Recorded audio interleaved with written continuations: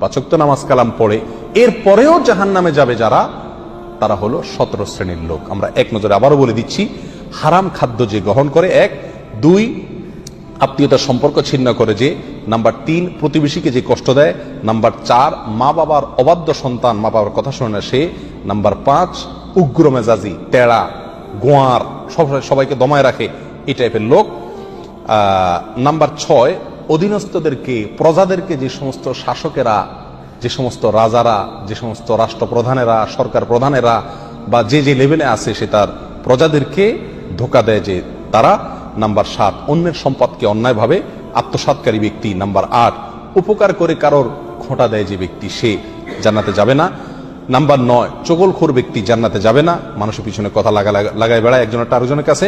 Number 10 অন্যকে নিজের পিতা হিসাবে, নিজের বাবাকে না বলে, পরিচয় না দিয়ে অন্যকে নিজের বাবা হিসাবে, পিতা হিসাবে পরিচয় দেয় যে ব্যক্তি, সে। নাম্বার 11 গর্ব এবং অহংকার করে যে ব্যক্তি, যার মনের ভিতরে অহংকার আছে, সেই জান্নাতে প্রবেশ করবে না। নাম্বার 12 রাসূলুল্লাহ সাল্লাল্লাহু আলাইহি সাল্লামকে যে ব্যক্তি ফলো করে না, তার নির্দেশকে মান্য করে না, সেই ব্যক্তি। নাম্বার 13 অকারণে তালাক কামনা করে, তালাক চায় যে মহিলা, সেই মহিলা। নাম্বার 14 দুনিয়াবী উদ্দেশ্যে যারা এলেম শিখে, কোরআন হাদিস শিখে, এলেম অর্জন করে, আলেম হয়, দুনিয়াবী উদ্দেশ্যে, দুনিয়ার কোনো ধান্দায়, আল্লাহকে খুশি করা ছাড়া অন্য কোনো ধান্দায়, তারা। নাম্বার 15 চুলে বা দাড়িতে কোনো জায়গায় কালো কলব, পিওর কালো কলব ব্যবহার করে যারা, তারা।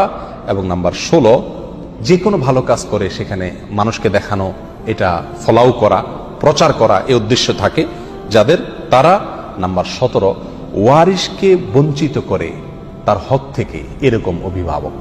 এই শ্রেণীর লোকেরা মুসলমান হয়েও জান্নাতি হতে পারবে না। আল্লাহ তাআলা আমাদের সবাইকে এই দুর্ভাগাদের তালিকা থেকে আমাদের নামগুলোকে বের করে আনার তৌফিক